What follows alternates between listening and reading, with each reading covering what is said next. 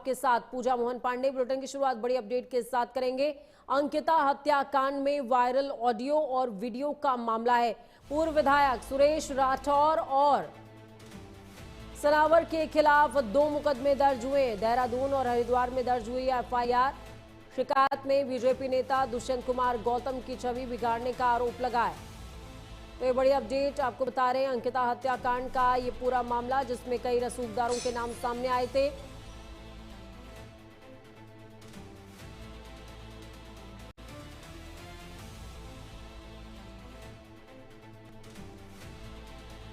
Audio और video का मामला है। देहरादून और हरिद्वार में दर्ज हुई है एफआईआर। शिकायत में बीजेपी नेता दुष्यंत कुमार गौतम की छवि बिगाड़ने का आरोप लगा है।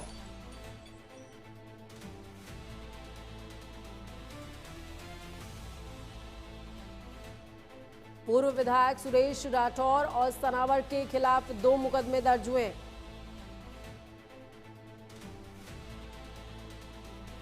शिकायत में बीजेपी नेता दुष्यंत कुमार गौतम की छवि बिगाड़ने का आरोप लगा है। अंकिता हत्याकांड से जुड़ा ये पूरा मसला। चलिए सीधे ग्राउंड जीरो का रुख करते हैं। हमारे साथ में रजनीश दीक्षित, संवाददाता सहयोगी, फोन लाइन पर जुड़े हुए हैं। रजनीश, क्या कुछ अपडेट है पूरे मसले पर? देखिए, मैं आपको बताऊं, अंकिता भंडारी हत्याकांड प्रकरण को लेकर कांग्रेस मुखर हुई थी। कांग्रेस ने दिल्ली में प्रेस कॉन्फ्रेंस की थी। इसके अंदर 2 सोशल मीडिया पर वीडियो वायरल हुए, जिसमें सीधे सीधे आरोप लगाया गया कि भारतीय जनता पार्टी के वरिष्ठ नेता हैं दुष्यंत गौतम, उनको गट्टू करके संबोधित किया गया और उसमें आरोप लगाया गया कि ये वही वीआईपी हैं जिन पे एक्स्ट्रा सर्विस देने का लेकर दबाव बनाया जा रहा था। तो इस आरोप के बाद हुआ ये कि सोशल मीडिया पे जो ट्रोल होने लगा, तो 2 मुकदमे कल दर्ज किए गए हैं, हरिद्वार में और एक देहरादून में, जिसमें कहा गया कि दुष्यंत कुमार गौतम की जो छवि है उसको धूमिल करने का प्रयास किया जा रहा है, षड्यंत्र है, जिसपे एफआईआर की गई है। इस एफआईआर को दर्ज होने के बाद कांग्रेस एक और ज्यादा हमलावर हो रही है, तो वहीं सोशल मीडिया पर भी अंकिता भंडारी हत्याकांड को लेकर सुर्खियां बटोर रहा है। राजेश, देखिए, इस पूरे मसले में ऑडियो वीडियो का ये जो मसला है, ये किस तरीके से सामने आया है? क्या कुछ साक्ष्य हैं जिनसे कोई छेड़छाड़ की गई है या कुछ नए साक्ष्य सामने आए हैं? देखिए, मैं आपको बताऊं, साक्ष्य कोई नए सामने नहीं आए हैं।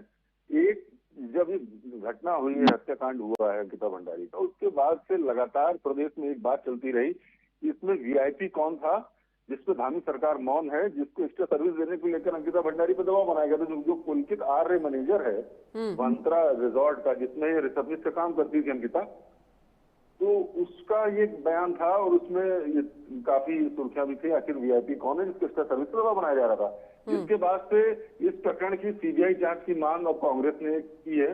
उन्होंने 10 दिन का सरकार को अल्टीमेटम दिया। अगर सरकार गंभीरतापूर्ण इस पर निर्णय नहीं लेती है तो पूरे प्रदेश भर में प्रोटेस्ट किया जाएगा।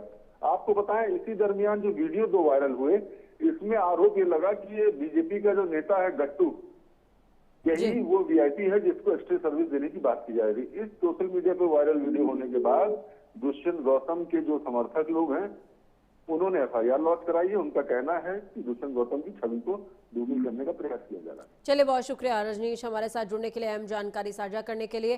तो अंकिता भंडारी हत्याकांड के पूरे मसले में वीआईपी कौन का सवाल अभी भी यथावत बना हुआ है। ऐसे में प्रदर्शन लगातार चल रहा है और इस बीच दुष्यंत गौतम की छवि को धूमिल करने का आरोप लगा है। खबरों में आगे बढ़ते हैं। गुरु गोविंद सिंह जयंती पर सार्वजनिक अवकाश घोषित किया गया है। उत्तराखंड के सभी स्कूल और दफ्तर 27 दिसंबर को बंद रहेंगे। 27 दिसंबर शनिवार को प्रदेश में सार्वजनिक अवकाश की घोषणा है। तो ये बड़ी अपडेट आपके साथ साझा कर रहे हैं। 27 दिसंबर शनिवार को प्रदेश में सार्वजनिक अवकाश घोषित किया गया है। गुरु गोविंद सिंह जयंती पर सार्वजनिक अवकाश। उत्तराखंड के सभी स्कूल और दफ्तर 27 दिसंबर को बंद रहने वाले हैं।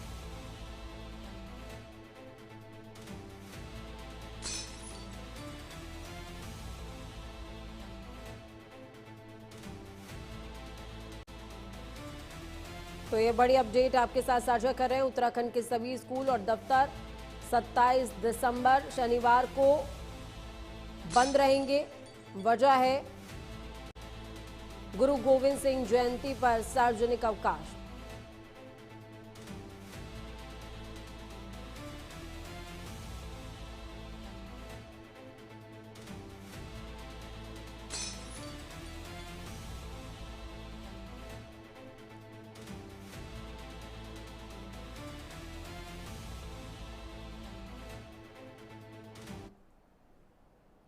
जयपुर में आयोजित मुख्यमंत्री खेल महाकुंभ 2025 की न्याय पंचायत पूरनपुर की विभिन्न प्रतिस्पर्धाओं में पीएम नेहरू राजकीय इंटर कॉलेज महुआडाबरा के खिलाड़ियों का दबदबा रहा है। यामिनी ने 600 मीटर दौड़ में सोना जीता। कबड्डी में अंडर 19 और अंडर 14 की बालिकाओं ने स्वर्ण जीता है। इस दौरान समापन में विजेताओं को मेडल, प्रमाण पत्र और नगद राशि देकर सम्मानित किया गया। मौके पर नगर पंचायत महुआ डाबरा चेयरमैन के जो पति हैं प्रीतम सिंह ने राज्य सरकार की प्रशंसा करते हुए कहा कि खेलों को बढ़ावा देने के लिए प्रदेश सरकार की अच्छी पहल है। इससे ग्रामीण क्षेत्र के मध्य वर्ग के परिवारों के खिलाड़ियों को प्रोत्साहन मिलेगा।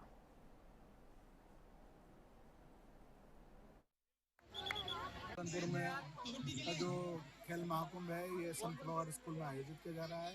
इसका उद्घाटन क्षेत्र के जो चेयरमैन हैं उनके द्वारा इसका उद्घाटन किया गया। समस्त जो विद्यालय हैं इस न्याय पंचायत के उसके समस्त विद्यार्थी खेल महाकुंभ में प्रतिभाग कर रहे हैं।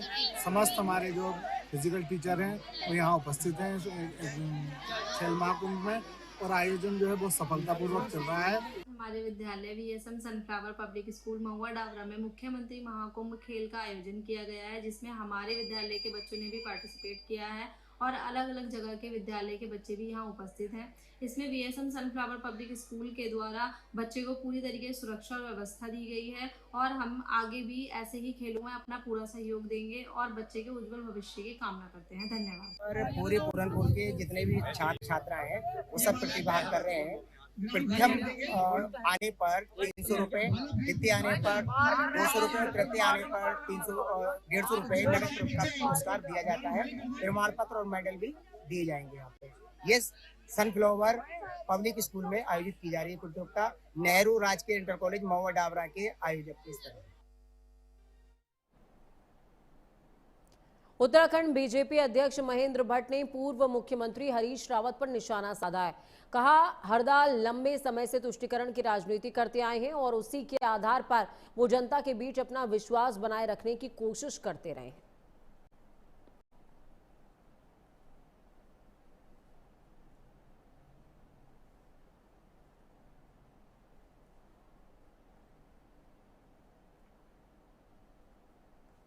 हरीश रावत करते हैं तुष्टीकरण की राजनीति, ये निशाना साधा है बीजेपी ने। पूर्व सीएम हरीश रावत पर प्रदेश अध्यक्ष महेंद्र भट्ट ने निशाना साधा है।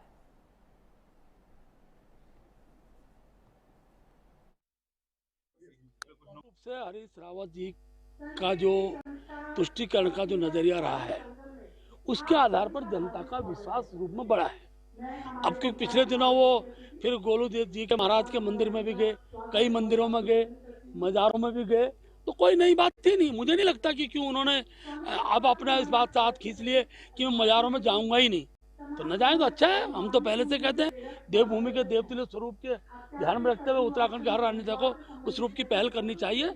लेकिन उन्होंने अगर उनको कुछ बुरी अब लगने लगी है तो शायद वो अपने उस मतदाता को ये समझाने का किस रूप में प्रयास करेंगे कि उनका जो वीडियो बना था वो उनका नहीं है, वो उनको समझाएं जिनको समझाने के लिए उन्होंने कल एफआईआर दर्ज किया।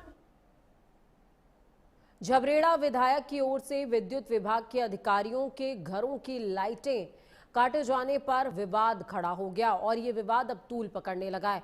विद्युत विभाग के अधिकारियों की ओर से झबरेड़ा विधायक के खिलाफ शिकायत दिए जाने के बाद हरिद्वार के कांग्रेस विधायकों ने एकजुट होकर झबरेड़ा विधायक के कैंप कार्यालय पर एक पीसी करी और सरकार और अधिकारियों को चेतावनी दी है कि अगर विद्युत विभाग के अधिकारियों के रवैये में अब भी सुधार नहीं आया तो उनकी लड़ाई देहरादून तक जाएगी।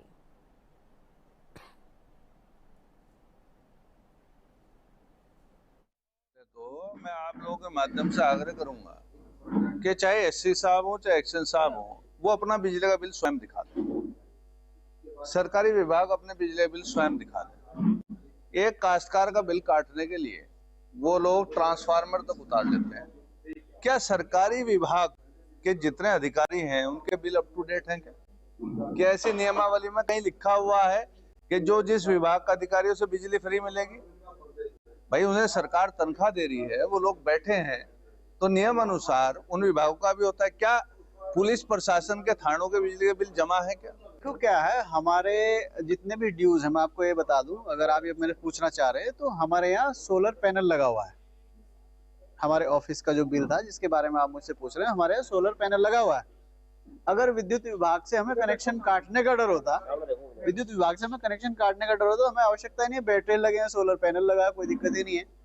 और हमारे ऑफिस को हमने निर्देश दे रखे हैं, जो हमारा ऑफिस संभालते हैं लड़के लोग, उनको निर्देश कर रखा है कि भाई हमारे जितने भी ओवर ड्यूज हैं वो सब क्लियर रखें। तो ऐसी कोई मंशा नहीं थी कि भाई कोई हमारा कनेक्शन काट लेगा और कोई इस तरीके की बात होगी, नहीं। वो हमारी जनरल प्रक्रिया है और हम बिल अपना कभी भी भर सकते हैं, इससे क्या फर्क है। हमारी विद्युत विभाग से नहीं, हमारी सरकार से लड़ाई है।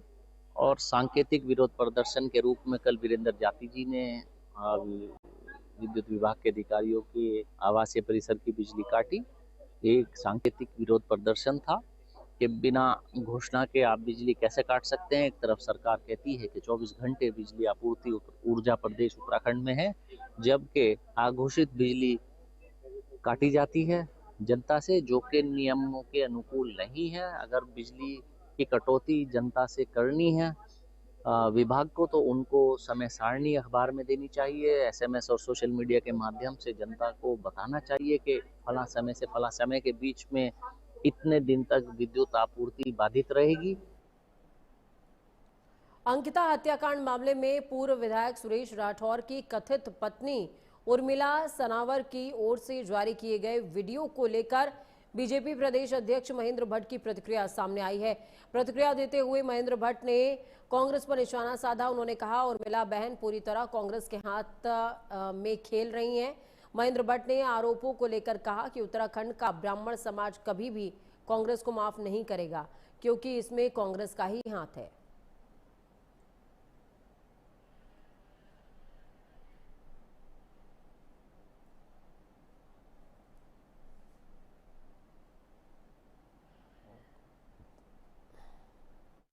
कि मैं जिस बात को कहता हूं, प्रमाणिकता के आधार पर कहता हूं, वो बहन पूरी तरह कांग्रेस के हाथ में खेल रही है।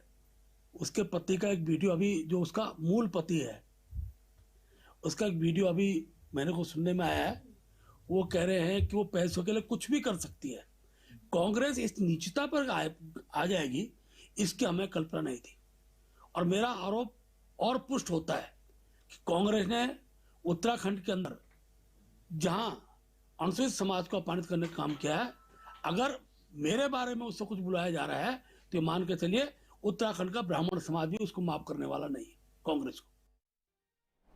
देवभूमि में एक बार फिर पौड़ी की बेटी अंकिता को न्याय दिलाने की आवाज तेज हो गई है। इस बार मामला और भी ज्यादा सनसनीखेज है, क्योंकि बीजेपी के पूर्व विधायक सुरेश राठौर की कथित धर्मपत्नी उर्मिला सनावर ने अपनी ही पार्टी के कद्दावर नेता VIP गट्टू का नाम खुले तौर पर अंकिता हत्याकांड से जोड़ दिया है। इसके बाद सोशल मीडिया पर जनता का गुस्सा फूट पड़ा और कई तरह से सवाल उठ रहे हैं। मैं उस बहन से हाथ जोड़ के विनती करती हूँ कि बहन, मैंने अपनी बेटी को बड़े लाड प्यार से पाला था। अब 3 साल हो गए मुझे रोते रोते, अभी तक मुझे कोई न्याय नहीं मिला। जब से मैंने आपकी वीडियो देखी है, मुझे आशा की किरण दिखाई दी है। अगर आप उन सपूतों को कोर्ट में पेश करोगे तो मेरी बेटी को न्याय मिल सकता है। भले मेरी बेटी इस दुनिया में नहीं है, लेकिन जिस तरह से मैं रो रही हूँ, दुनिया की मेरे कोई माँ इस तरह से न रोए। आपसे हाथ जोड़ के विनती है मेरे। देखो, जैसे परसों 2-3 दिन से हम ये सुन रहे हैं कि उर्मिला बहन जो कह रही है कि ऐसा अंकिता भंडारी, बेटी अंकिता भंडारी के साथ हुआ है। उस दिन से एक तो मेरी मिसेज की बिल्कुल तबीयत ज़्यादा सीरियस हो रखी है, और उर्मिला बहन जो कह रही है बिल्कुल सच कह रही है, क्योंकि उसमें कई ऐसे दिग्गज जो नेता हैं वो हकीकत उस हत्याकांड में शामिल थे और सरकार द्वारा जानबूझ के इस केस को दबाने की कोशिश की। क्यों केस क्यों इसलिए की क्योंकि जानबूझकर जो सरकार ने, मुख्यमंत्री जी ने जो सरकारी वकील नियुक्त किया था जितेंद्र रावत को, उनसे जानबूझकर उनको वहाँ पे नियुक्त किया गया, सरकारी वकील नियुक्त किया था। तो उसी समय हमें लग रहा था कि भाई हमें, जबकि हाई कोर्ट द्वारा ये कहा गया था कि पीड़ित पक्ष के माता पिता अपनी स्वेच्छा के अनुसार सरकारी वकील नियुक्त करेंगे। मैं सबसे पहले उर्मिला बहन को धन्यवाद करती हूँ और कोटि कोटि धन्यवाद करती हूँ कि जो उन्होंने ये VIP का नाम लिया। और बहन, मैं मानती हूँ कि आपकी ज़िंदगी का खतरा है, क्योंकि हमने अपनी बेटी को खोया है। हमें पता है कि हमारी बेटी के साथ क्या हुआ है, पर लेकिन मैं ये चाहती हूँ कि आपके पास जो भी प्रूफ है आप जनता के सामने रखो। जब आप फेस पे आ गए, आपका फेस देख दिया जनता ने, तो वो प्रूफ भी जनता देखना चाहती है कि आपके पास क्या। कल हो सके आपको, भगवान ना करे आपकी ज़िंदगी कोई खतरे में पड़े, हम भगवान से दुआ करते हैं कि ना हो ऐसा, पर अगर हो तो जनता आपके पास ही वो प्रूफ छिपे रह जाएगा, जनता के सामने आएगा तो कम से कम ये तो रहेगा कि सारी जनता पे प्रूफ आ जाएगा और उसे हम कोर्ट में रख सकते हैं। बिल्कुल भाई, भाजपा के पूर्व विधायक हैं सुरेश राठौर, उनकी पत्नी उर्मिला मैडम, जिन्होंने ये खुलासा किया है। परसों उन्होंने लाइव में बोला कि गट्टू, लेकिन कल हमें पता नहीं था कि गट्टू किसका नाम है, लेकिन आज उन्होंने उजागर कर दिया कि वो गट्टू कौन है। तो इस संदर्भ में मैं अपने उत्तराखंड के शासन प्रशासन से और केंद्र सरकार से हाथ जोड़कर विनम्र निवेदन करना चाहूंगी, ये गट्टू जो कोई भी है इसे अविलंब अरेस्ट किया जाए और इसके खिलाफत में कड़ी से कड़ी कार्रवाई किया जाए। और हम CM धामी जी से कहना चाहते हैं कि हमारी बेटी अंकिता हत्याकांड का जो प्रकरण है उसे सीबीआई जांच के लिए दिया। पहाड़ों की रानी मसूरी एक बार फिर लोक संस्कृति, संगीत और उत्सव के रंग में रंगी हुई है। सर्वे मैदान से निकली भव्य सांस्कृतिक शोभा यात्रा के साथ विंटर लाइन कार्निवाल का शुभारंभ हुआ। मौके पर हेलीकॉप्टर से की गई पुष्प वर्षा ने पूरे नगर को उत्सवमय बना दिया। तो वहीं ढोल, नगाड़ों और दमाऊ की गूंज, साथ में पारंपरिक नृत्यों ने पर्यटकों और स्थानीय लोगों को मंत्रमुग्ध किया। शोभा यात्रा सर्वे मैदान के मना रहे हैं और हमने इसमें मना रहे हैं और हमने इसमें अपनी जो लोक संस्कृति है, जो हमारे स्थानीय व्यंजन है, हमने इसमें उनको प्राथमिकता दी है। उनका प्रचार प्रसार होगा। आए हुए मैं सभी पर्यटकों का अभिनंदन करता हूँ, स्वागत।